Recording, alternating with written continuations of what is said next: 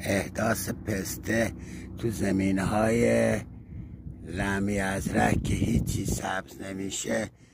به این طریقه که شما ابتدا میایید با بیل مکانیکی کانال کشت رو حفر میکنی، یعنی یک کانالی به دهنه 60 و عمق 1 متر حفر میکنی. بعد این کانال رو با ارزون ترین ماده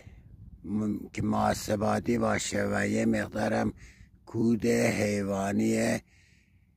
گاوی که از اونا دیگه بهتره و اصلاح کننده پر میکنی. بعد شروع میکنی به روی این مسیر کانال کشت اقدام به کاشت پسته میکنی که پسته سال اول و دوم که سال استقرارش میباشه مشکلی نداشته باشه و سبز بشه. حالا این کانال رو زدیم، بعد مرحله بعد از حفر کانال های کشت میای محاسباتی که ارزون ترین ماده نگهدارنده و قابل استفاده هسته رو اون کانال های کشتتون رو با 75% محاسباتی که همه جا هم گیر میاد و ارزون ترینش هسته و یه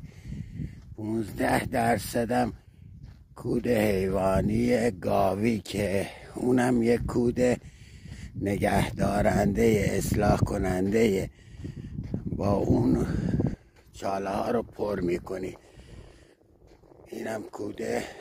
گاویه که اینم ارزون تر نسبت و هم بحث اصلاح کنندگی داره و هم بحث اینه که درختتون رو آزار نمیده که هیچی سبز نمی شده، کاشته شده و الانم سال سومشه.